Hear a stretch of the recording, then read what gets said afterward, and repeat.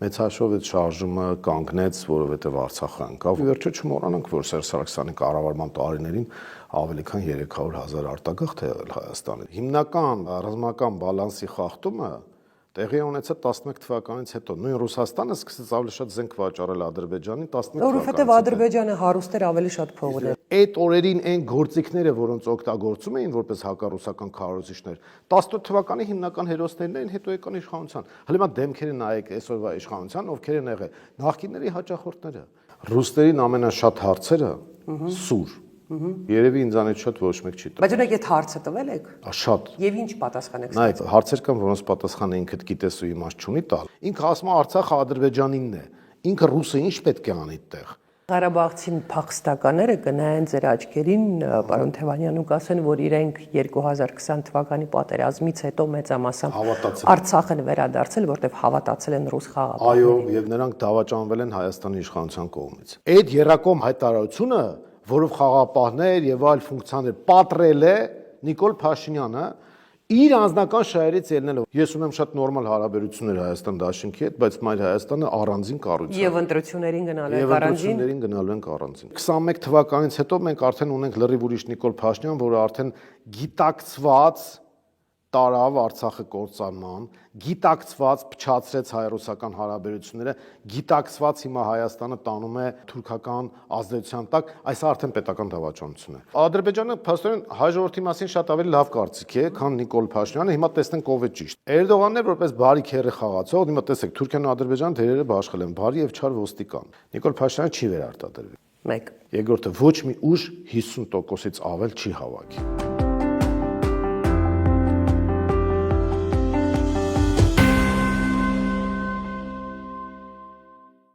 Բարև ձեզ, այսօր իմ հյուրը Անդրանիկ Թևանյանն է։ Շնորհակալություն, որ ընդունեցիք իմ հրավերը։ Շնորհակալ եմ հրավերի համար։ Մենք սկսենք թերևս Երևանյան ընտրություններից։ Դուք այն ազգային ժողովի եզակի պատգամավորներից եք, որ հրաժարվեցիք ձեր մանդատից Երևանի ավականու ընտրություններին մասնակցելու համար, չեք ափսոսում։ Ճիշտ ասած, հակառակը դա ճիշտ որոշում է, որովհետև դրանով դու ցույց ես տալիս քաղաքացուն, որ զուտ աթոռակռվի խնդիր չես լուծում եւ դրանով դու ցույց ես տալիս, որ գնում ես ինչ-որ առնիվ նաեւ ապանք։ Այսինքն այն դեպքը չի, որ մասնակցենք ընտրություններին, տեսնենք ինչ արդյունք կլինի, եթե լավ չստացվի, կգնանք ելի մեր պատգամավորական Բայց այդ դեբատները, այսպես կոչված, հիմա որ նայում եք ազգային ժողովում այնինչ տեղի է ունենում, չեք մտածում, որ այ եթե ես լինեի, ավելի լավ էր այնտեղ լինեի, ինչ որ մի բան ասեի կամ ինչ որ մի բան անեի։ Չէ, ճիշտ ասած 21 թվականից հետո, հունիսի 20-ից հետո կարելի է ասել ինչ որ առումով խորհրդարանը ոչ լեգիտիմ էր։ Այսինքն ընտրությունից անմիջապես հետո ոչ լեգիտիմ էր այն առումով, որ այն մարդիկ, ովքեր ընդդիմությանն էին ձայն տվել, այսօրվա ընդդիմությանը, չէին տվել նրա համար, որ այդ ուժը դառնա ընդդիմություն եւ պետության տեսակետից նրանք, ովքեր որ ձայն էին տվել քաղաքացիական պայմանագրին, դա հակապետական էր, հակատրամաբանական էր, հակաքաղաքական ու քաղաքագիտական էր։ Մանդատը չվերցնեին բոլորով։ Չէ, ես ընդհանուր հոգեբանական ավելի շատ գնահատական եմ տալիս, որ այդ խորհրդարանը արդեն ֆունկցիայից դուրս էր եկել, այսինքն ընդդիմությունը պետք է ընդդիմություն չլիներ, պետք է իշխանությունը վերցներ, իշխանությունը պետք է իշխանություն չլիներ։ Ինքը պետք է հեռացվեր քաղաքական ասպարեզից եւ այդ առումով այս խորհրդարանը ինքը մի քիչ թոփալ է այդ առումով եւ թոփալ համակարգից դուրս գալը հաստատ տխրության պատճառ չէր լինելու, այլ ճիշտ հակառակը եւ բացի այդ նաեւ մենք խնդիր ունենք նոր շարժում ձևավորելու, Մայր Հայաստան շարժումը եւ բնական էր, որ եթե դու ուզում ես նոր բան ձևավորել, պետք է դուրս գաս այն համակարգից, որը ներկայացնում էր եւ Երևանի ընտրությունները ուղղակի այդ առիթներ նաև որպեսզի մենք կընտրողների հետ հարաբերվենք ուղիղ ձևով։ Գոհ եք Երևանի 2023 թվականի ընտրությունների արդյունքներից։ Արդյունքներից չես կարող գոհ լինել, որովհետև ԿՊ-ն մնացել էր, բայց մյուս կողմից է գոհ ենք, որ մենք ընդամենը 2 ամսվա ընթացքում կարողացանք որոշակի ներկայություն ապահովել Երևանում եւ եթե այդ առուծախը չլներ, այսպես կոչված անասնագողությունը չլներ, Երևանում ԿՊ-ն պարտվել է եւ հենց Երևանյան ընտրությունները ցույց տվեցին, որ ընտրությունների միջոցով հնարավոր է փոփոխություն ապահովել եւ այդ զարգացումը մենք տարանք հասցրեցինք մինչեւ Գյումրի։ Բայց Երևանյան ընտրությունները դեռ չէին ընկալվում որպես քաղաքական ընտրություններ։ Ճիշտ, տեսեք, մենք փորձեցինք մաքսիմալ քաղաքականացնել եւ կարելի ասել միակ ուժն էր Մայր Հայաստանը, որ քաղաքականացնում էր, նույնիսկ աշխարհաքաղաքականացնում էր եւ հիշեք այդ իրավիճակը, երբ որ մենք մասնակցում էինք ընտրություններին, Ղարաբաղը բլոկադայի մեջ էր եւ մենք ասում էինք, որ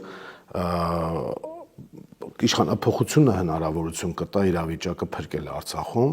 եւ մենք միակ ուժն էինք, որը ընդհանրապես կարելի ասել Երևանյան օրակարգով չի մասնակցել, այսինքն մենք ունենք իհարկե ծրագրեր Երևանի հետ կապված, բայց մեր հիմնական խոսույթը Արցախին ու անվտանգությանն էր վերաբերում։ Ցավոք սրտի, ես մի բան էլ ասեմ, ընդդիմադիր դաշտի որոշակի հատված շատ ակտիվ բոյկոտի քարոզ էր տանում, որովհետև իրենք համարում էին, որ եթե իրենք չեն մասնակցում, ուրեմն պետք է բոյկոտ լինի եւ նաեւ միգուցե հանրապետական կուսակցության մասին է խոսքը, հանրապետական կուսակցությունը ակտիվ բոյկոտ էր անում եւ նրանց հետ ասոցիացվող մարդիկ էին ակտիվ բոյկոտի քարոզ տանում, ընդ որում ես ասեմ, որ դրանից առաջ որոշակի հանդիպումներ են տեղի ունեցել իմ կողմից, նաեւ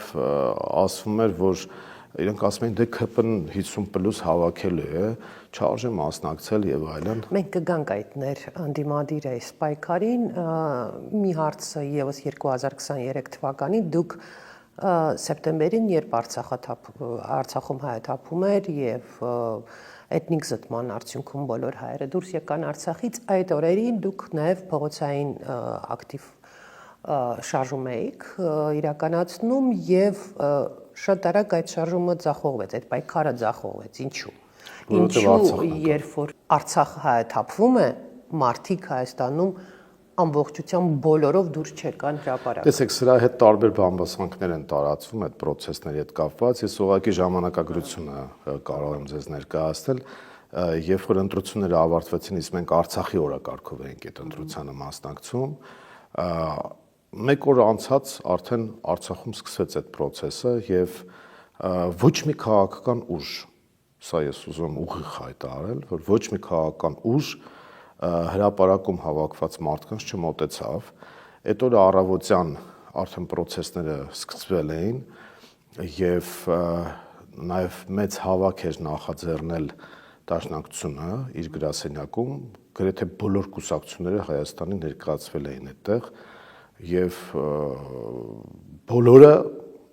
միաբերան ասում են, որ դե չգիտենք ինչ անել եւ այլն, անկեղծ։ Այսինքն բնական չէր, որ պետք էր դուրս գալ փողոցային։ Բնական էր, ես էլ էի հրավիրվել այդ հանդիպմանը եւ ես երբ որ տեսա, որ որևէ նախաձեռնություն, որևէ ուժի կողմից նաեւ Հայաստան Դաշինքի կողմից։ Ոչ մեկի կողմից։ Ոչ մեկի կողմից։ Խոսել հենց Հայաստան Դաշինքի հետ ինչ։ Չես հասցնի այդ պահին դու խոսել։ Չէ, հետո դե բոլորը արդեն ներգրավված էին, ինչ որ մասով աջակցում էին, առնչվում էին, հիշում եք, կոմիտե ստեղծեց եւ այլն, այդ ամեն ինչը այսպես մուտիլովկաների դաշտի մեջ է նաեւ մտել, բայց ես ասեմ, հենց այդ հանդիպումից Դաշնակցության գրասենյակում տեղի ունեցած, որտեղ մի քանի տասնյակ կուսակցության ներկայացուցիչներ կան եւ բոլորը միահամուռ եկան այն որոշման, որ իրենք անելիք չունեն այդ պահին, ոչ մի որոշում չէր կայացվել, չէր կարող կայացել, անկեղծ ասած, երբ որ մի քանի տասնյակ կուսակցություն է հավաքվում, այդտեղ հաստատ որոշում չեն կարող կայացնել։ Ինձ մոտ տպավորություն էր, որ նաև ձախողվեց այն ժամանակ, շատ արագ ձախողվեց այդ պայքարը, նաև այն պատճառով, որ Արցախում տեղի ունեցավ այդ դժոխային պայթյունը եւ մարդիկ այդ ողբերգությանը առնչվելով։ Ես որոշ դետալներ բացեմ ձեր թույլտվությամբ, տեսեք, Դաշնակցության գրասենյակից դուրս գալուց անմիջապես հետո ես լայվի ռեժիմը միացրեցի եւ ասացի, սիրելի ժողովուրդ, ես գնամ հրապարակ։ Ընդ որում ինձ տեղեկություններ էին հասնում, որ կոնկրետ իմ անունն էլ է հնչում, որ պահանջում են ցուցարարները, որպեսզի ես գամ միանամ եւ այնտեղ քաոտիկ վիճակ էր եւ երբ որ մենք քննարկում էինք դաշնակցության գրասենյակում այդ պահին ես հետևում էի նաև ինչ է կատարվում, մենք տեսանք, որ արդեն բախումներ կան ոստիկանների միջև, նաև սադրիչներ էին ներգրավել եւ այլն, եւ մարդիկ նաև օբյեկտիվ վրդոված են, հիմնականում ղարաբաղցիներ էին, այն առումով, որ իրենց հարազատների համար էին անհանգստացած, եւ երբ որ ես գնացի հրապարակ,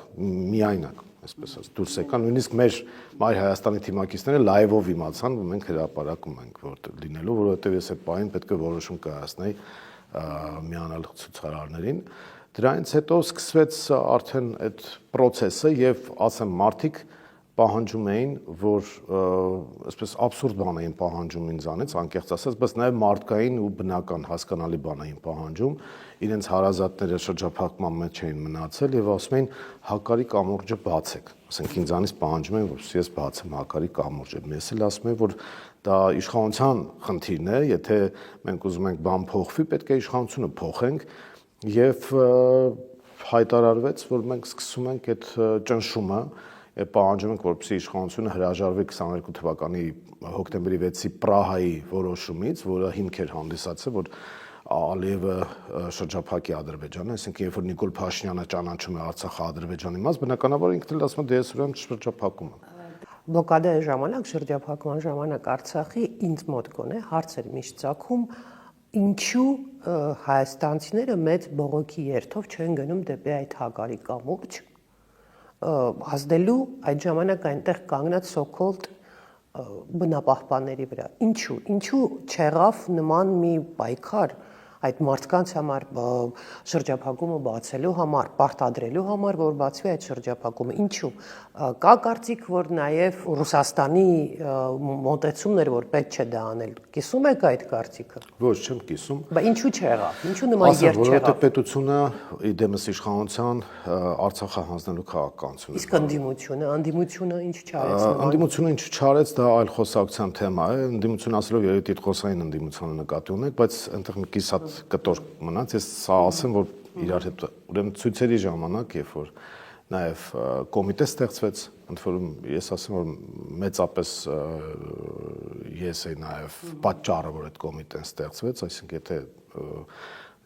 այդ փուլում եթե ես չուզենայի այդ կոմիտեն չէր ստեղծվի, անկեղծ, որովհետև հետագայում ինձ մեղադրում էին, որ այդ կոմիտեն ինչու ստեղծվեց, որովհետև տարբեր դեմքեր հայտնվեցին, հատկապես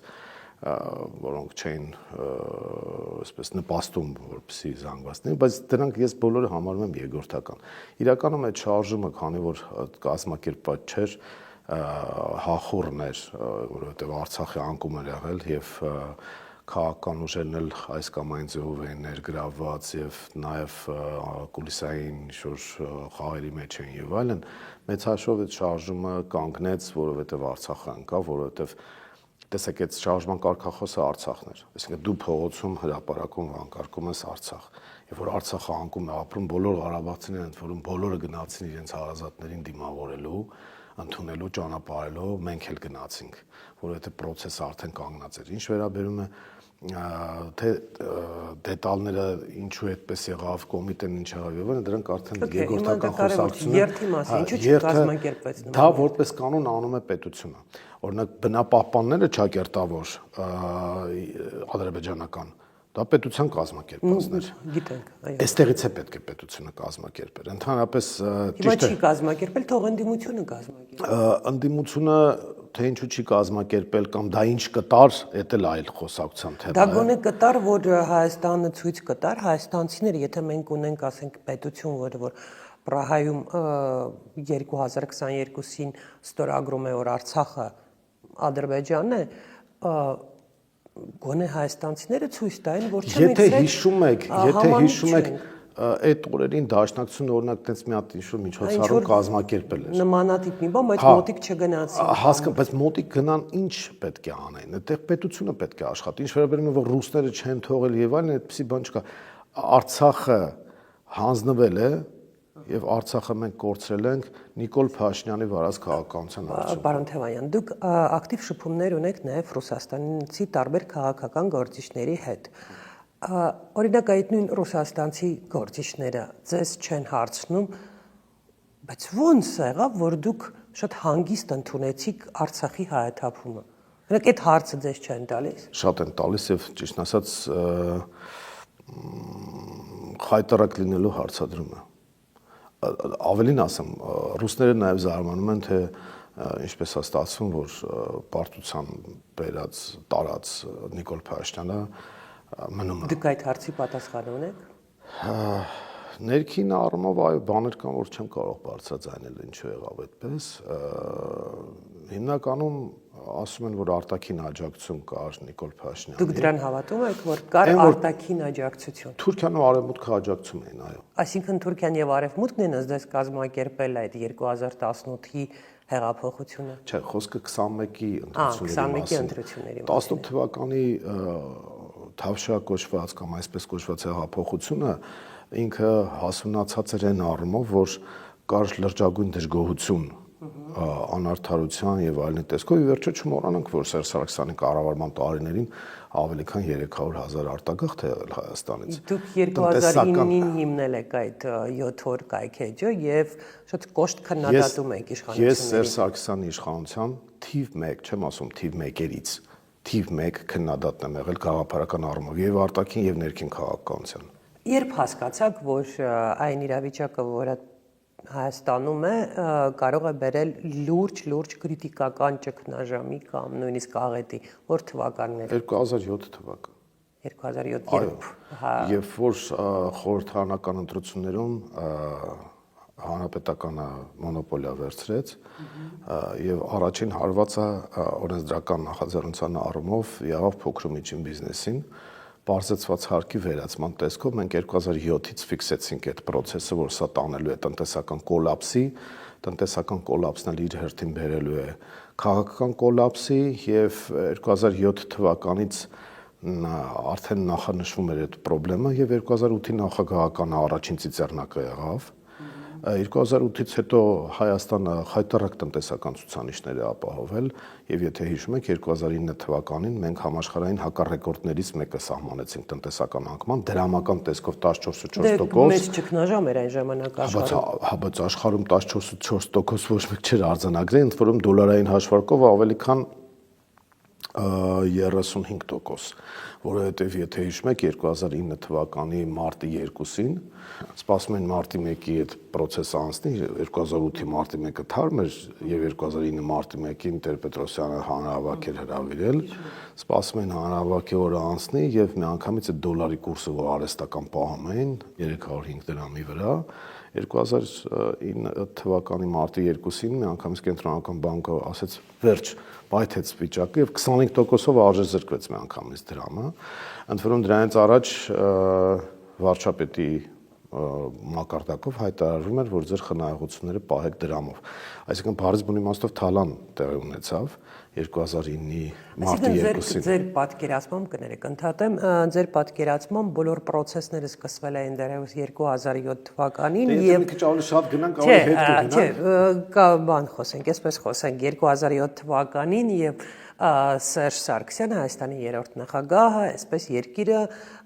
շարունակական քայլերով, վատ մենեջմենտով բերում էր այն իրավիճակին, այն որը որ տեղի ունեցավ 2018-ին, ես ճիշտ եմ ասում։ Այս հաշվով այո, որովհետև նայեք, դրանից առաջ ասենք կարող ենք ասենք 95-96 ընտրություններ կեղծվեցին։ Չէ, դրանից առաջ չգնանք։ Ես ինչ եմ ուզում ասել, այսինքն դուք համաձայն եք, որ 2018 թվականին Նիկոլ Փաշինյանը եկավ իշխանության, որովհետև կար սարսափելի վիճակ Հայաստանում եւ ժողովուրդը դուրս եկավ ընդվզման։ Տեսեք, նախորդ իշխանության վատ մենեջմենտի արդյունքներից մեկն էլ Նիկոլ Փաշինյանն էր, ի վերջո չմոռանանք, որ նա հաճախորդն էր այդ իշխանության, այդ ելք-դաշինքը ստեղծեցին, որոշեցին, որ արևմուտքի հետ խաղեր են տալի, այսինքն Սերժ Սարգսյանը դա հայկական Յանուկովիչն էր։ Յանուկովիչն էլ մի կողմից Եվրոասոցիացիա էր անում, մյուս կողմից ռուսներին ասում էր եկեք գազը հարմար գներով բան անենք, արկուվաճառք անենք, հետո միանգամից կտրուկ հետ քաշվեց Եվրոասոցիացիայից եւ այնտեղ բերեց Մայդան։ Այստեղ էլ Սերժ Սարգսյանը հետ քաշվեց Եվրոասոցիացիայից։ Այսինքն Սերժ Սարգսյանը սկսեց process-ներ ձեր տրամաբանությամբ, որը որ չկարողացավ հետո կոորդինացնել եւ Մնացած պրիոմի տակ ոնց որ հիմա են մնացել այդ պրիոմի տակ այդ impeachment-ը նախաձեռնելով։ Դուք կարծում եք, որ այս impeachment-ը այն ջենտլմենի ուդաչայի մեջ մի հատ կտոր կա, որ ասենց ասում լոշի ձուխածի դուրակ բան ասենց որ վեք վոլինի դիդա։ Այդ շախմատը տալիս են գլխին, որովհետև լավ չի ստացվում։ Հիմա տեսեք 2018-ը, էլի եմ ասում, հասունացած էր արտաքին ու ներքին, նաև տնտեսական քաղաքականությամբ։ Նաև այդ հաճախորդների բուծման գործընթացը, որ տեղի էր ունենում այդ իշխանության օրոք, ի վերջո դա ընդորում հայկական ֆենոմեն չի։ Համաշխարհային ֆենոմեններից է, երբ որ արևմուտքը տարբեր ռեժիմներին գնահատականներ է տալիս, Սերժ Սարգսյանական ռեժիմը, եթե հիշում եք, ավելի բաներ, համեմատաբար համարվում էր փափուկ ավտորիտարիզմ, ինչի, որովհետև թույլ էին տալիս, որպեսզի այսպես կոչված արևմտամետները ծլեն, ծաղկեն եւ զարգանան։ Դա սխալ մոտեցում էր։ Սխալ մոտեցում էր այն առումով, որ երբ որ դու սկսում ես քո ընդհանուր պետական ռազմավարական գծից շեղվել եւ նաեւ արձանագրենք, որ հայ-ռուսական հարաբերությունների փչացումը նոր չի, էլի 2000 Ես հակափաստարկ ունեմ, պարոն Թևանյան, տեսեք։ Եկեք նայենք ինչա տեղի ունենում Վրաստանում, հա, օրինակ։ Այս իշխանություններին մեղադրում են պրոռուսական լինելու մեջ, ռուսամետ լինելու մեջ, որ իբր թե պատվեր են կատարում Կրեմլից եւ այլ, բայց մյուս կողմից մենք տեսնում ենք, որ այդ քաղաքական պայքարը կա, բայց պետությունը մեծ հաշվով չի փոխվել, այսինքն ազատ խոսքը կա, չէ՞, եկեք դա արձանագրենք, Վրաստանում կա ազատ խոսք, Վրաստանում կա մամուլի քաղաքացիական հասարակություն, դա իրենք ասենք, իրենք էլ իրենց հայտարարություններում, հա, եկեք ֆիքսեք, որ մինչ օրս իրենք Ռուսաստանի հետ դիվանագիտական հարաբերություններ չունեն, մինչ օրս իրենք չեն հրաժարվում Հարավային Օսիայից եւ Աբխազիայից, բայց դրա հետ մեկտեղ իշխանություններին հաջողվել է կառուցել հարաբերություններ Ռուսաստանի հետ, գոնե իրենց այդ չեզոք դիրքորոշումը ուկրաինական պատերազմի ժամանակ նաև ցույց տվեց, որ իրենք մի քիչ ավելի հեռուն են նայում եւ Ռուսաստանի հետ հարաբերությունները կառուցելու գործում ելնում են պետության շահերից, գոնե կողքից ասենք նման վերլուծություն կա, նույնիսկ արևմտյան վերլուծաբանները սա նկատում են, բայց դրա հետ մեկտեղ երկրում չկա ավտորիտար ռեժիմին բնորոշ այդ չգիտեմ, մենք դա չենք տեսնում համենայն դեպս։ Իվանիշվիլու համակարգը ճիշտ այն է, ինչ որ պետք է աներ Հայաստան եւ հակառակն է անում։ Ու Սերժ Սարգսյանը մոտավորապես նույնն էր ուզում անել։ Ոչ, միգուցե նույնն էր ուզում անել, բայց իր մոտ դա չստացվեց։ Ինքը ավելի շուտ դարձավ Յանուկովիչ, քան Իվանիշվիլը։ Այսինքն ինքը ձախողեց, բայց մտածածը սա էր, էլի, այսինքն ռազմավարությունը սա էր, որ ստեղծել մի եվրոպականի նման մի ինչ-որ համակարգ, բայց իր մոտ դա չհաջողվեց։ Չէ, ինքը հաստատ եվրոպականի համակարգ չէր սարքում, ինքը այսպես արևելյան համակարգ էր դա, եվրոպականի շղարշով, այսինքն ձևական մասը միգուցե ուզում էին ցույց տան, որ մենք առաջադեմ ենք, բայց մնացել է այդ ժամանակվա իշխանության դեմքերին նայեք, էլի, ոչ թե դեմքի ֆիզիկական իմաստով, այլ իրենց վարած քաղաքական։ Իսկ օրինակ դուք չեք խոսել, ասենք Սերժ Սարգսյանի մտերիմ թիմակիցների հետ եւ ասենք առանց կամերաների ուղղակի այսպես բարձ հարց տեք, լավ, դու կոնկրետ գնայիր, ասեր, որ մի գնացեք երրորդ ժամկետի դա աղետ կբերի։ Այդ փուլում ճիշտ ասած չէ, հետագայում 18 թվականից հետո շփումներ եղել են այդ թվում Սերժ Սարգսյանի հետ, բայց դրանից առաջ չէ, դրանից առաջ մեդիայով են ասում։ Սերժ Սարգսյանը գոնե առանց կամերաների ասում էր, որ այո, չպետք է գնայի։ Լսել եք, որ ինչ որ մեկը պատմի դրա մասին։ Իր հետ առանձնազրույցում այդ թեմային չենք շոշափել, բայց այսպես ասեմ, մենք մամուլով մեր 7 օրով զգուշացնում ենք, որ սա կբերի աղետի։ Երբ սկսեցիք զգուշացնել այդ մասին։ Առնվազն 2011 թվականից սկսած։ Ինչու եմ ասում 11 թվականից, որովհետև 11 թվականից շատ ակտիվ եվրոասոցիացման process է գնացել։ Տեսեք, դուք ամեն ինչ կապում եք եվրոասոցիացման հետ, դեպի Եվրոպա հետ, գնալու հայտարարությունների հետ, բայց իրականում խնդիրը չէ, որ ավելի պարզ է, այսինքն մարդը վատ քաղաքականությունը բերել է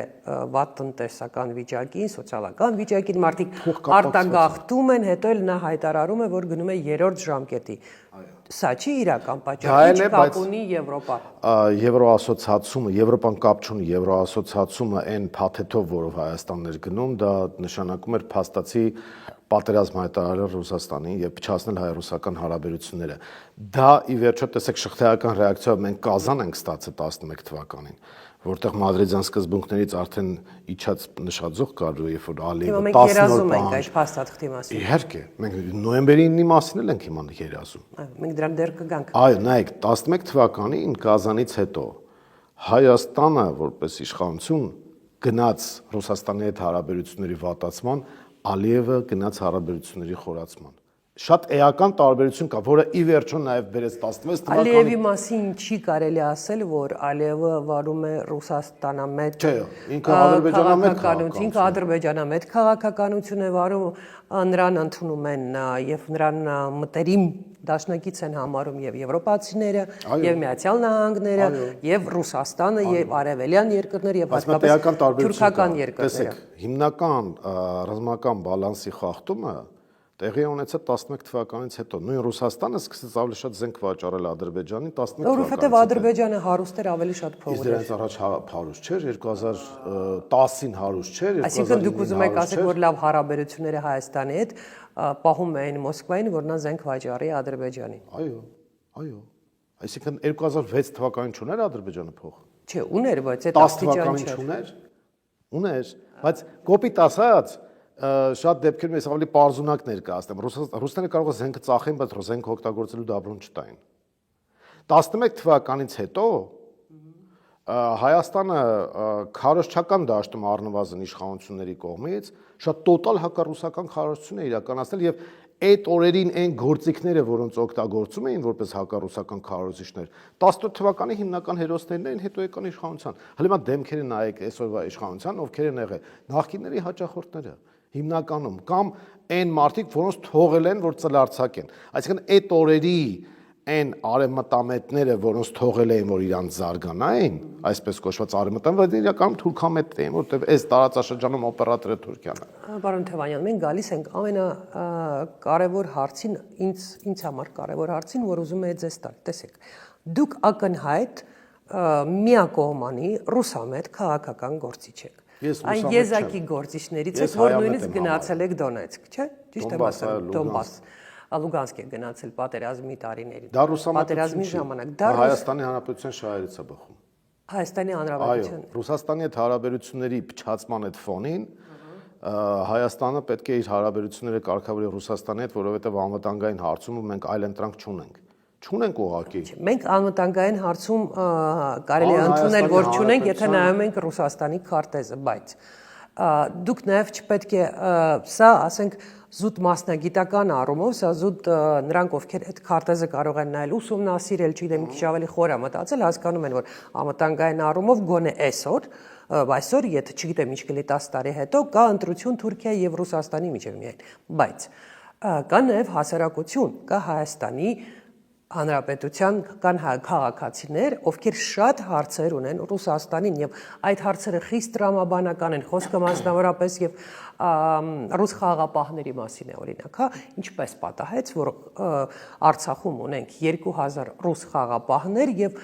մի քանի օրում Ադրբեջանին հաջողվեց շատ հանգիստ ամբողջ հայ բնակչությունը դուրս անել Արցախից։ Ռուսներին ամենաշատ հարցերը սուր։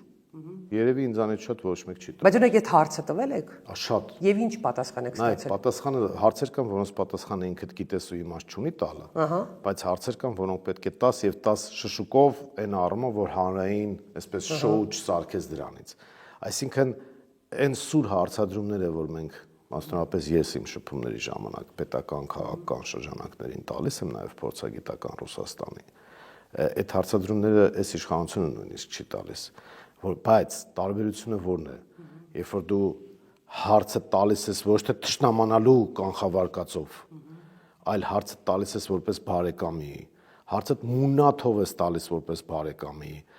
հարցը փորձում ես նաև հասկանալ իրենց տեսակետից, հասկացնում ես, որ դու ավելի ազնիվ չի լինի, ասենք բնակչությանը, մի տարի հետո լինելու են խորհրդարանական ընտրություններ, չէ՞։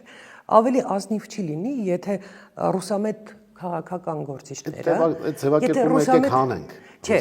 օքեյ, դուք ընկալման սերտ տեսակետից կապեր ունեք, սերտ Ռուսաստանի հետ սերտ կապեր ունեցող քաղաքական գործիչները դիմեն ժողովրդին, ասեն, այո, մենք գիտենք, որ Ռուսաստանը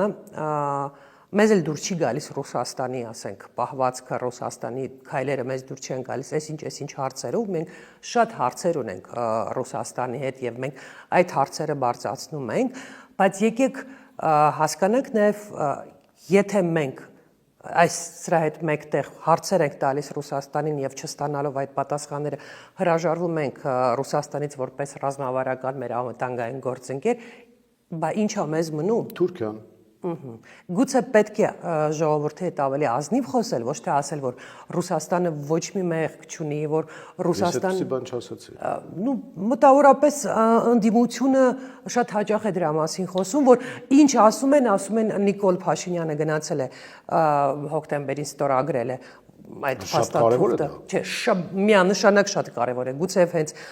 ամենակարևորն է, այնինչ պատահեց Արցախի հետ, գուցե չէ, հենակարը հենց դա է, բայց դրա հետ մեկտեղ նաև կան հարցեր Ռուսաստանի իշխանություններին, չէ, Ռուսաստանի խաղաղապահների մասով, Ադրբեջանի հետ այդ հարաբերությունների մասով, մենք արդեն չենք զարմանում, հա, երբ որ ես չգիտեմ նույնիսկ այսօր, երբ որ մենք ձեզ հետ ձայնագրում ենք այս հարցազրույցը, ինչ հայտարարություններ է անելու Սերգեյ Լավրովը, բայց մենք նաև տեսնում ենք, որ Մոսկվան շատ հանգիստ հրաժարվում է այն հայտարարություններից, որոնք արել է, օրինակ Հիշեք, մի տարի առաջ ինչ էին ասում Ռուսաստանի իշխանությունները, Մարիա Զախարովան, Պիսկովը, Լավրովը, Պուտինը նույնիսկ ասում են, որ հայ-ադրբեջանական հարաբերությունների կարգավորման հիմքում պետք է լինի եռակողմ հայտարարություն, ասել են, ամեն օր են, չէ գրեթե ասել, հենց հարթակեր լինում դրա մասին հայտարարում են, հետո հրաժարվեցին վերջին մեկ տարվա ընթացքում երբևիցե լսել եք այդ հայտարարությունը։ Բայց հրաժարվել է Հայաստանը։ Ամբողջ խնդիրը հենց Ինչի դա է է։ հրաժարվել։ Հայաստանը հրաժարվել է, որովհետև Նիկոլ Փաշինյանը իր անձնական անվտանգության խնդրի բավարարումը տեսնում է Թուրքիայում։ Բայց մեզ դրա մասին չի ասում Ռուսաստանը։ Ռուսաստանի իշխանությունները, տեսեք, մի կողմից շատ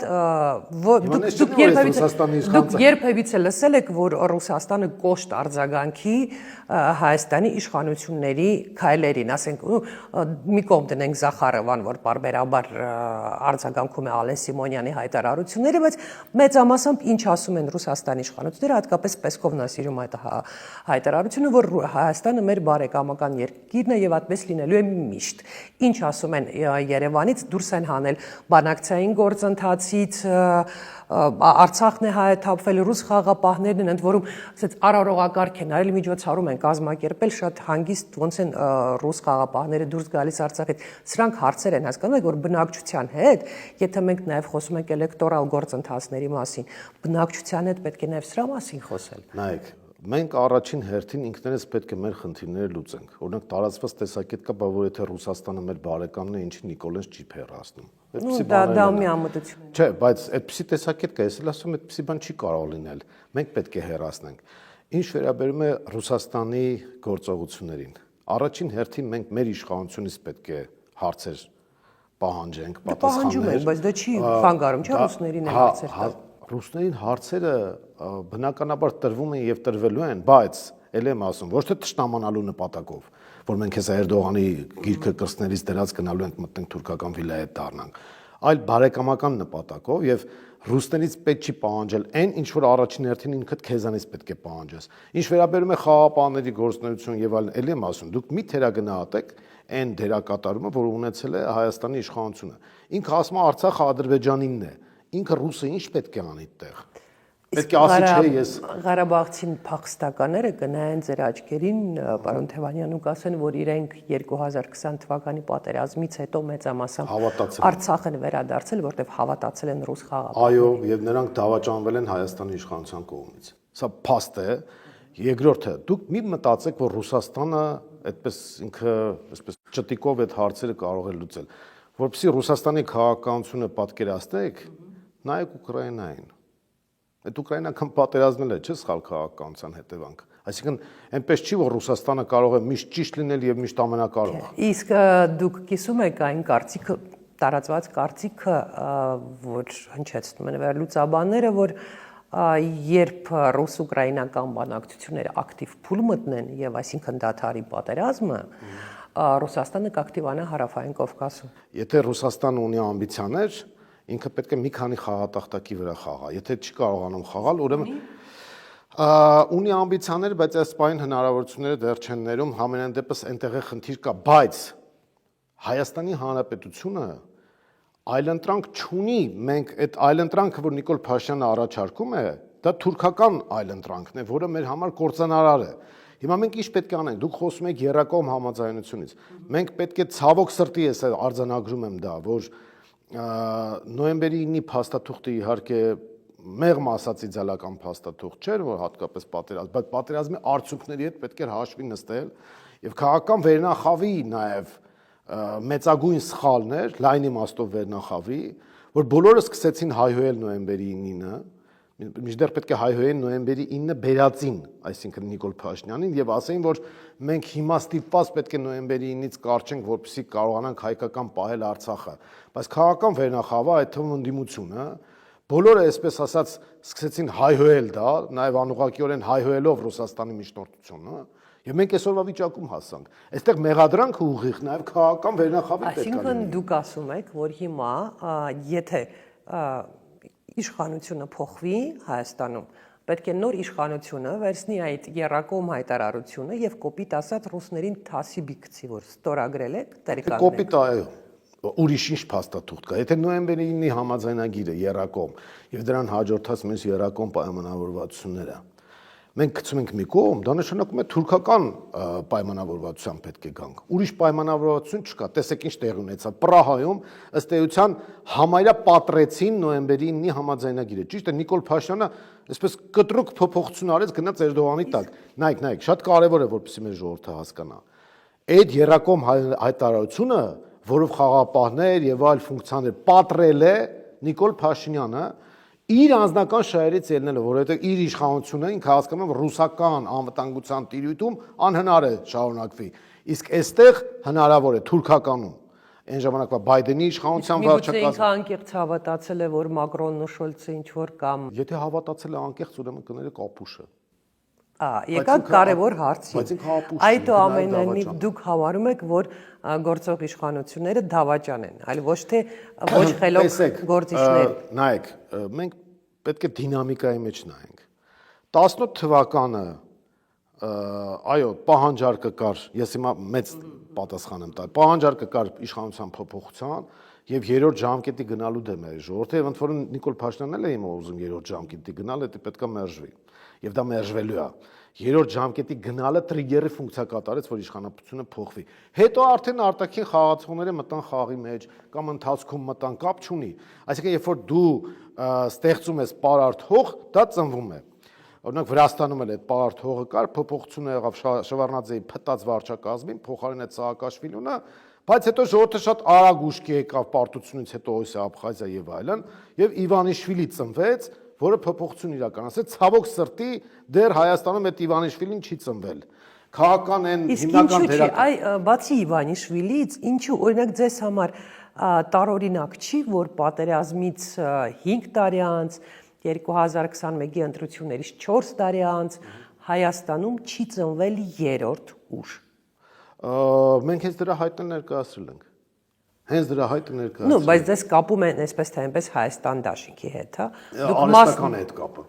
Իրականում արհեստական է։ Ես ունեմ շատ նորմալ հարաբերություններ Հայաստան դաշինքի հետ, բայց Մայր Հայաստանը առանձին կառույց է։ Եվ ընտրություններին գնալու եք առանձին։ Եվ ընտրություններին գնալու ենք առանձին։ Դուք որպես երրորդ ուժ եք գնալու։ Մենք որպես նոր ուժ ենք գնալու։ Որպես նոր ուժ։ Իսկ ձեզանից բացի ուրիշ ինչ երրորդ ուժ կա։ Չեմ կարող ասել։ Այդ երրորդ ուժը պայմանականն է Չէ, նոր նկատի ունեմ։ Գյումրի ընտրությունները տեխնոլոգիական ցույց տվեցին, որ մի քանի շարասյուն պետք է կազմվի եւ այդ շարասյունները պետք է հաղթանակ տանեն ընտրությունները։ Կներեք, բայց ստիպված եմ ասել, հա, եթե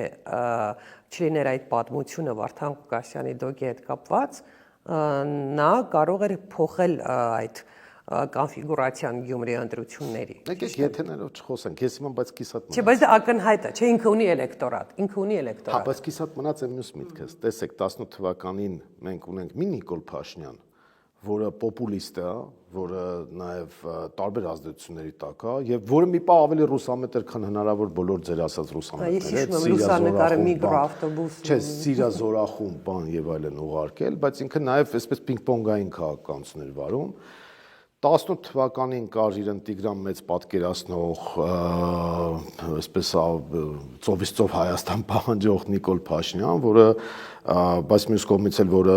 ասենք, բանակցությունների չկարողանում վարի Ղարաբաղի հետ կապված եւ կատարյալ անգրագիտության մարմնավորումներ, 20 թվական արդեն պատերազմ կար իրեն լրիվ կորցրած Նիկոլ Փաշինյան եւ հետո X պայից սկսած դեպի պարտության տանող արդեն Նիկոլ Փաշինյան, որ ասում էր ես չկանգնեցրեցի պատերազմը, որ ինչ չասեն դավաճան, այդ անկեղծ ապուշի խոստովանություն, այսինքն իմ համար PR-ն է կարևոր, ոչ թե մարդկային կյանքերը։ 20 թվականից արդեն մենք տեսնում ենք տրանսֆորմացիան, 21 թվականին տեսնում ենք խաբեբա Նիկոլ Փաշինյան, որը խաբում է, որ ինքը կբերի խաղաղություն, Արցախի ինքնորոշման իրավունք եւ այլն, եւ 21 թվականից հետո մենք արդեն ունենք լրիվ ուրիշ Նիկոլ Փաշինյան, որը արդեն գիտակցված տարավ Արցախը կործանման, գիտակցված փչացրեց հայ-ռուսական հարաբերությունները, գիտակցված հիմա Հայաստանը տանում է թուրքական ազդեցության տակ, այս արդեն պետական դավաճանություն է։ Այսինքն ապուշից դեպի դավաճան ինքը sense մի հատ էվոլյուցիա է ապրել։ Հիմա ես մոմ չեմ բռնել, որ ասեմ 18-ին էլ արդեն է դրա համար բերված։ Դա սխալ է, որովհետև դա պաստորեն ստացվում է, որ ժողովուրդը սխալ է արել, որ փոփոխություն է պահանջել։ Չէ, այդ փոփոխությունը ճիշտ էր, այսինքն այսպես ասեմ, 18-ի հեղափոխությունը ճիշտ էր, Նիկոլը սխալ։ Ըստ ձեզ, Ադրբեջանը կգնա արդյոք պայմանագիրը կնքելու ճանապարհով, որպեսզի Նիկոլ Փաշինյանը կարողանա գոնե ինչ-որ շանս ունենալ ընտրվելու։ Եկեք իրենց անուններով խաբել ժողովրդը։ Հիմա Նիկոլ Փաշինյանը հենց այդ էլ բանակցում է, բայց Էրդողանի հետ։ Էրդողանի առաջ որ այդպես վիզը ծուր կանգնած, որ մենք տեսնում ենք, հետո այդ սուրճի գնանք չայ խմենք, պայդոն պատանցու եմ եւ այլն, Ալիևին ինքն էլ ասում է դլելով գնա դիր, թող մի քիչ սառի, հետո կգամ եւ այլն։ Այդ հարճային հարաբերությունները մենք որ տեսնում ենք, դա հենց Նիկոլ Փաշինյանի քաղաքականության արդյունքն է։ Ինչ ասում Նիկոլ Փաշինյան, ինչ է ուզում անել։ Եվ հենց դրանից պետք է խոսենք, ոչ թե որ բանը լայք էր անում Էրդողանը, բանը ձևական կողմերը թողած, մենք պետք է բովանդակությունից խոսենք։ Ինչ է ուզում Նիկոլ Փաշինյանը անի։ Այս ընտրությունները առաջիկա լինելու են երկու բանի մասին։ Մենք դա նաև ուսումնասիրություններով գիտենք, նաև մեր շփումներով գիտենք, երկու բանի մասն է հասարակությունը ուզում լսել։ Խաղաղություն, անվտանգություն, այդ փոխկապակցված են, եւ հաց։ Այս երկու հարցի պատասխանը։ Հացի հարցը Նիկոլ Փաշինյանը ուզում է լուծել այս պոպուլիստական թալանը, բան եւ այլն, բայց պարզում է ինքն էլ է թալան չի։ Հետո տենց իրար հայհոյում են բանման, անեկդոտի պես ասում են կռիվ մի արեք, մի խոսքով երկուստե գնացեք այստեղ։ Բայց այսինքն ինքը թիվ 1 թալանչին է դարձել, թիվ 1 բայց ամենակարևոր հարցը անվտանգություն, խաղաղություն։ Հիմա ինքը ինչ է ուզում անել։ 21 թվին տեսեք, խաբեց, ասեց խաղաղություն եմ բերելու, արցախցիներն էլ ինքնորոշում եմ ապահովելու, խաղաղություն չի բերել, Արցախը հանձնել է, Հայաստանի տարածքները հանձնում է։ Հերթով հանձնելով գալիս է։ Հիմա ինքը Էրդողանին խնդրում է, ասում է, ես խնդրում եմ, ասում է, դուք ինձանից լավ կլենտ չեք գտնելու, այլևս 1000 տարի մեկ է ինպես ծնվում։ Այո, ճիշտ է ասում։ Հիմա ասում է, խնդրում եմ Ալիևին միջնորդեք, որ ինքը ինչ-որ մի հատ փաստաթուղթ տա ինձ, որ ես այդ թուղթը վերցնեմ, ընկնեմ Հայաստանի տարածքով մեկ հայ ժողովրդին խաբեմ, ասեմ, տեսեք, ես վատն եմ, բայց խաղաղություն եմ բերում։ Իմ ընդդիմախոսները պատերազմ բերողներ են։ Այ մենք հիմա Ադրբեջանը կգնա նմանք։ Ադրբեջանն էլ ասում է, քանի որ Ադրբեջանը փաստորեն հայ ժողովրդի մասին շատ ավելի լավ կարծիք է, քան Նիկոլ Փաշինյանը, հիմա տեսնենք ով է ճիշտ, էլ ինչի։ Ադրբեջանը ասում է, ես չեմ հավատում, որ դու կարող ես այս ամեն ինչը ժամանակի ընթացքում անել ու քեզ հանդուրժեն։ Դրա համար դու հիմա որպես երաշխիք սահմանությունը փոխում ես, անկախության հռչակագիրը փոխում ես, Զանգեզուրի միջազգի հարցը լուծում են, փախստականները վերադառնում են, ատոմակայանը փակում ես, հանքերը փակում ես, իբր թե բնապահպանական աղետներ։ Այս ամենը, այսինքն կոպիտ ասած, ասում եմ հենց հիմա լուծարի Հայաստանի Հանրապետությունը, որ հավատամ քո խոսքերին։ Նիկոլն էլ ասում է Ալիևը ես հիմար չի, որ ինքը նման հիմա պահանջներ նայեք, ներկայացնում։ ինքը հիմար չի, բայց ներկայացնում է, չէ՞։ Չէ, նու ինքը պաշտոնապես երկու պահանջ ունի։ Հա, հասկացա, ԵԱԿ Մինսկի խումբը լուծարի, Եվ ժամանադրությունը փոխել։ Հասկանալի է, չի, որ ընդհանրապես դուրս գա հա, եւ բայց շղթայական ռեակցիայով որ գնանք, դա իմ ասածներն է լինում։ Չէ, օքեյ, եկեք այսպես։ Հիմա Նիկոլ Փաշինյանի այլընտրանքը, որը մենք ենք ներկայացնում, գաղափարական, մենք ասում ենք, հայ-ադրբեջանական հարաբերությունները պետք է կարգավորվեն, բայց ռուսական միջնորդությամբ եւ անվտանգային երաշխիքներով։ Ռուսաստանը, եթե տեսնում է այստեղի քաղաքականությունը փոխվում է, բնականաբար ինքն էլ է փոխելու իր քաղաքականությունը, որովհետեւ Ռուսաստանը, այն որ ասում եք, այդքան է կոշտ հայտարարություններ չի անում, Աստված չանի, ռուսերեն ասած, բոժը упаси, եթե հանգարց Ռուսաստանի իշխանությունը նույնացնի վերջնականապես Հայաստանի իշխանությանն ու հայ ժողովրդին։ Եթե ինքը նույնացրեց, Ռուսաստանից մենք կարող ենք դժգոհել ասել ինքը լավ բարեկամ չի, բայց մենք չենք տեսել Ռուսաստանին որպես սարսափելի թշնամի։ Ընդ որում սա եզակի դեպքն է, երբ որ հարևան երկրները համարյա տարածաշրջանի երբեք պատերազմ չեն ունեցել։ Հայ-ռուսական պատերազմ երբեք չի եղել։ Ռուս-վրացական եղել է, ռուս-պարսկական եղել է, ռուս-թուրքական եղել է մի քանի անգամ, բայց Ռուսաստանը Հայաստանի հետ հայ ժողովրդի պատերազմ չի վարել։ Սա այն եզակի դեպքերից է, երբ որ մենք մշակութաբանական, փիլիսոփայական առումով նույն տիրույթում ենք գտնվում, բայց դա չի նշանակում հպատակություն եւ առավել եւս չի նշանակում արևմուտքի հետ վատ հարաբերություններ, որովհետեւ արևմտամետ կոչվածները ասում գալիս են Վարդան Օսկանյանի կոմպլիմենտար քաղաքականությանը, հիմա մի քիչ որը որ դուք նեղացել է։ քննադատեցիք Սերժի օրինակով, որ չի Դա կարելի կոմպլեմենտարիզմ չէր։ Սերժ Սարգսյանինը կոմպլեմենտարիզմ չէր։ Դա ոչ-ոչի քաղաքականություն էր։ Իսկ դուք ուզում եք եւ-եւի քաղաքականություն, ինչպես ինքն էր ասում։ Ինքը հիմա այդ բանը փոքրացել է լուֆտը։ Մենք Ռուսաստանի եւ Իրանի հետ պետք է խորացնենք հարաբերությունները եւ Ռուսաստանի հետ հարաբերությունները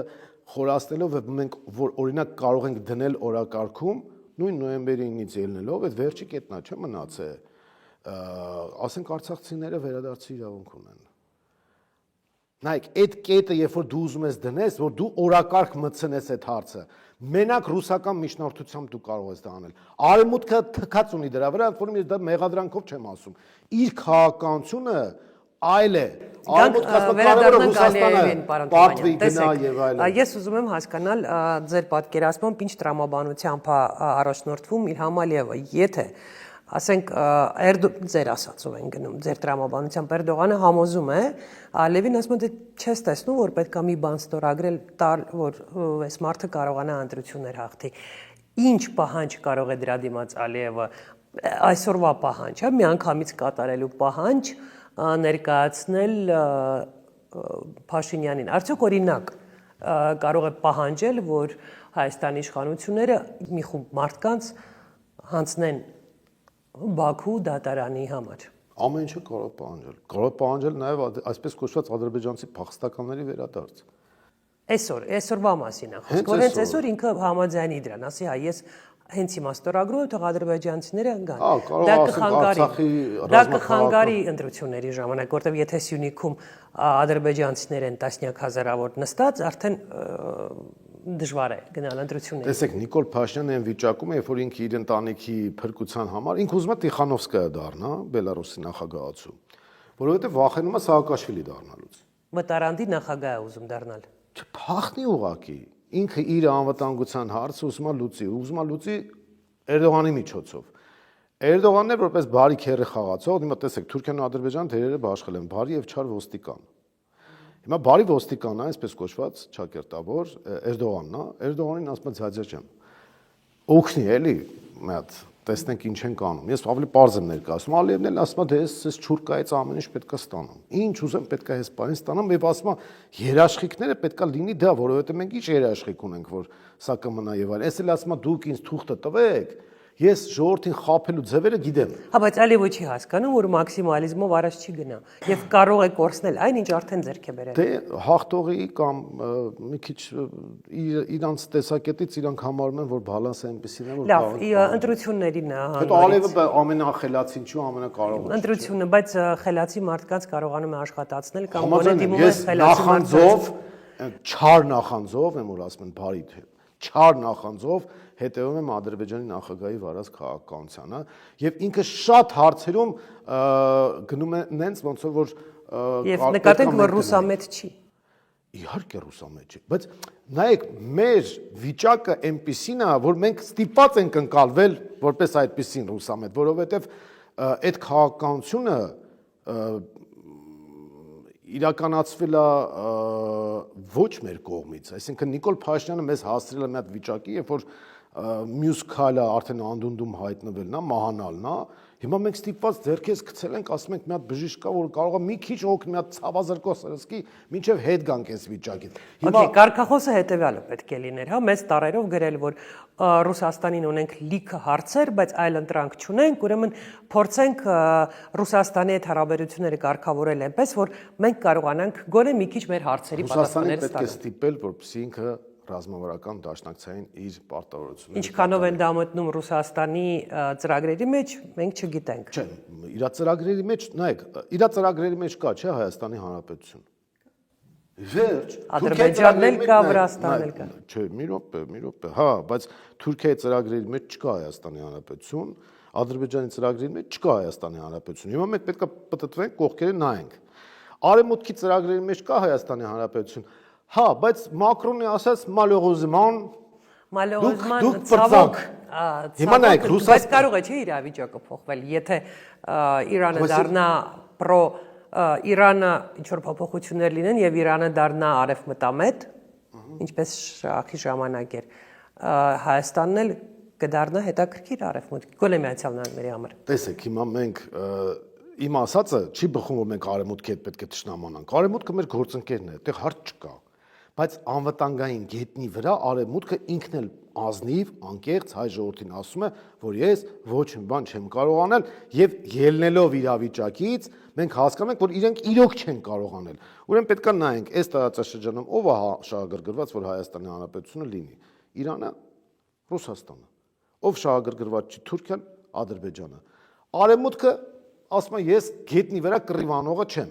Զորք չեմ բերի, հիշեք անգլիական նավերը չեմ բարձրանում հայտնվել։ Ուրեմն մենք պետք է ինչ անենք։ Նրանք ովքեր որ մեր պետությանը շահագրգռված չեն, որ լինի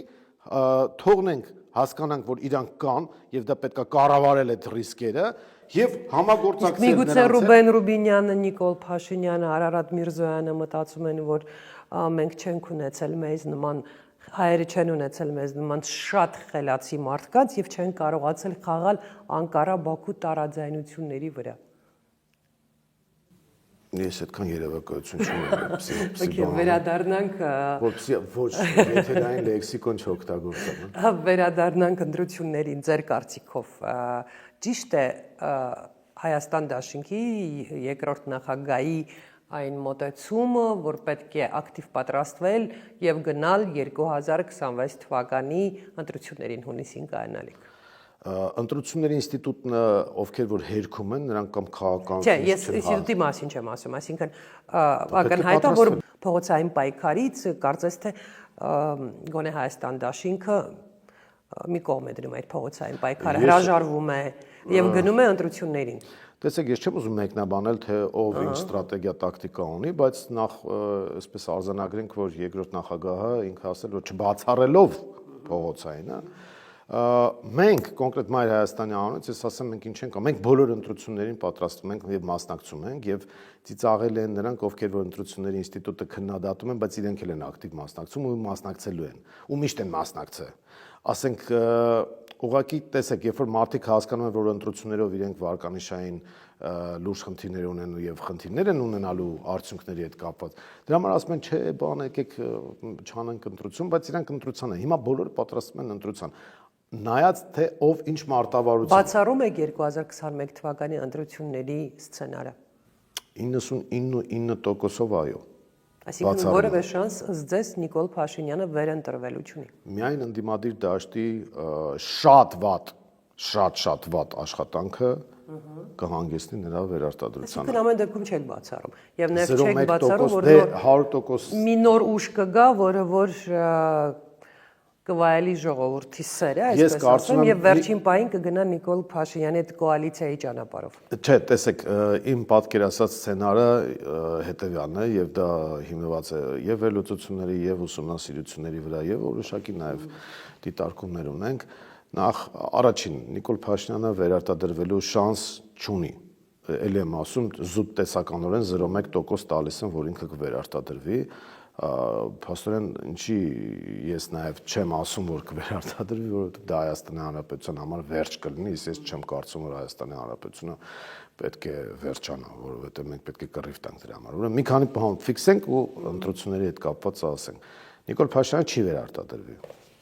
1 Երկրորդը ոչ մի ուժ 50%-ից ավել չի հավաքի։ 2 Մի քանի ուժ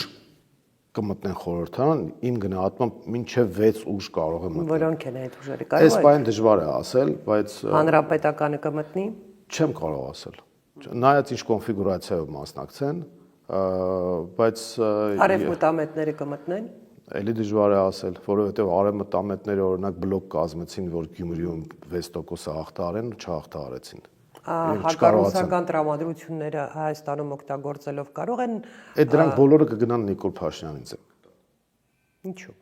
Որովհետև կտեսնեն, որ տվեցին, բայց նաև քիչ, բայց հավաքեց ինչ որ ձայներ։ Երևանում շատ ձայն հավաքեց։ Երևանում հավաքեցին, բայց Երևանում մարդիկ տեսան, որ Արամ Սարգսյանի կուսակցությունը ընդհանրապես կցորդ է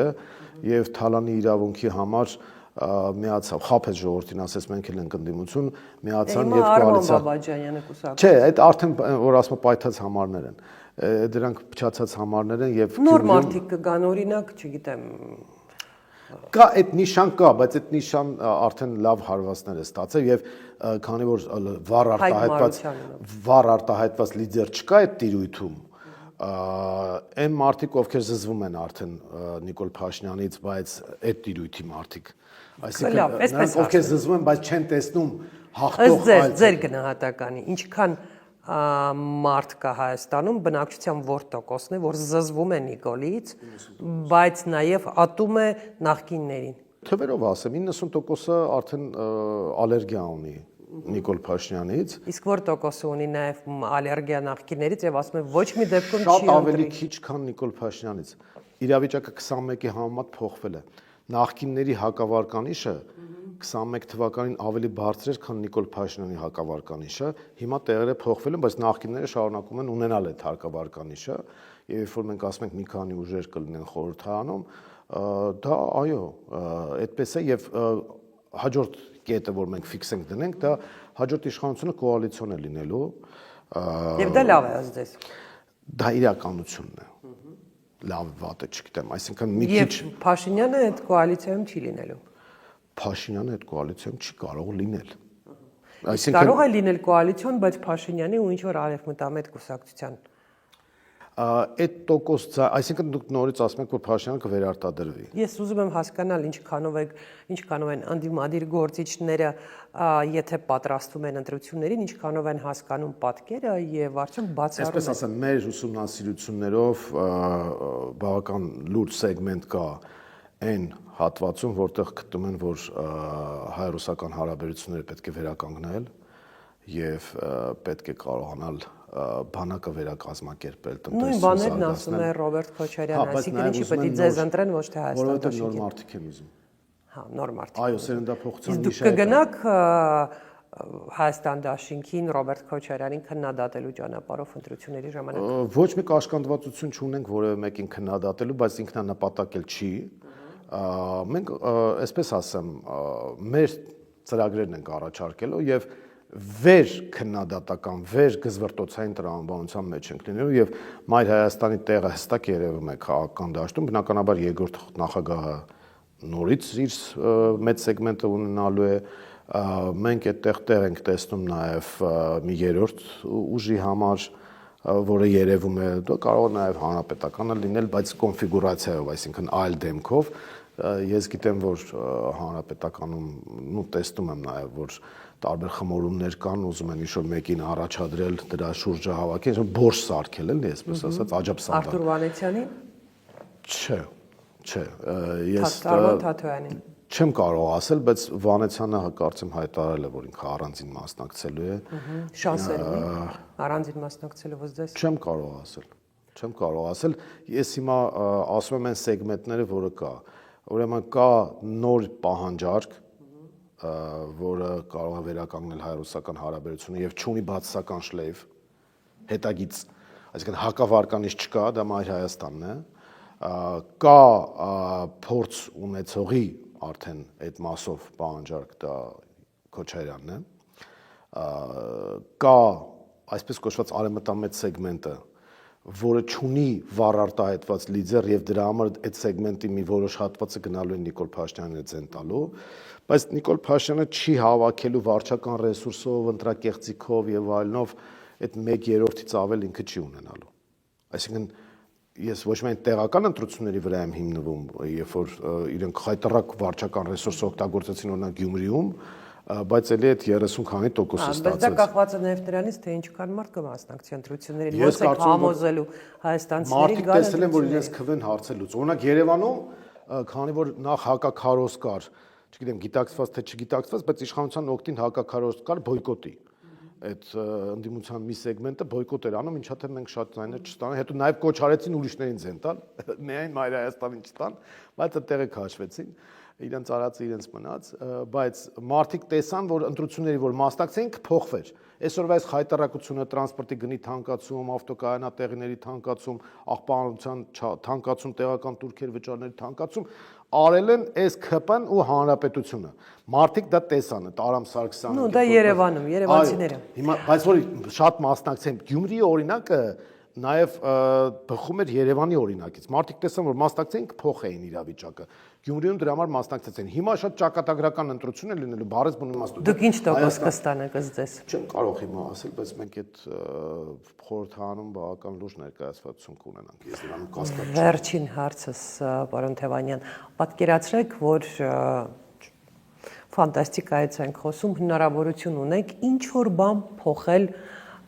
վերջին 50 տարում, ինչ կփոխեիք։ Մի բան։ Ոչ թե ձեր կյանքում, ընդհանրապես։ Հայաստանում։ Նաև Հայաստանում, կարող աշխարհում։ Մտածողությունը։ Կոնկրետ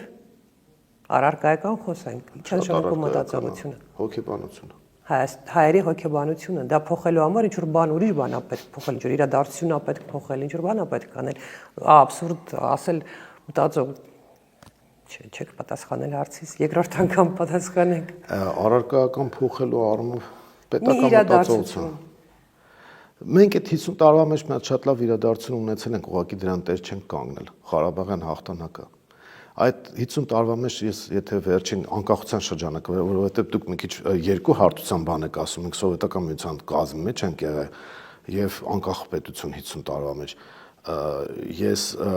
տեր կկանգնեի այդ հաղթանակին։ Այդ դրան չենք կանգնել տեր, մսխվել է հաղթանակը։ Այդ թույլ չէ տա, որպեսզի մսխվի։ Ինչի Հայաստանի Ղարաբաղցի նախագահները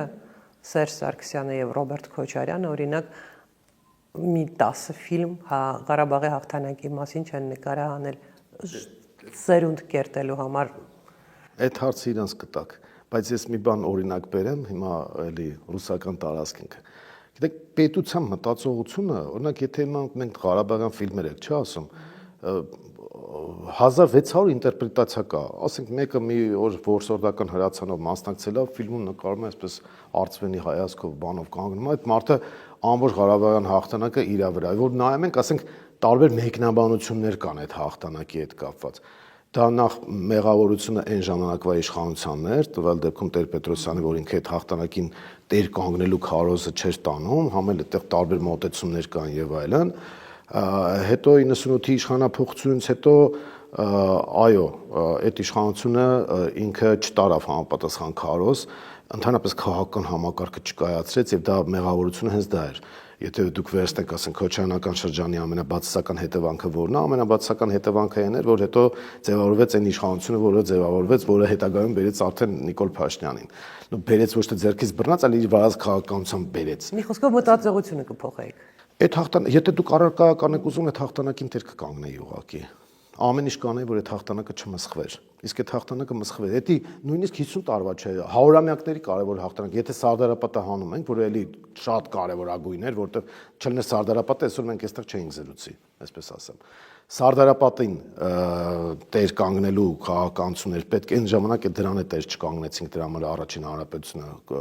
վերացավ, բայց հետո սովետական շրջանում մենք ինչ-որ մի փուլ անցանք, որը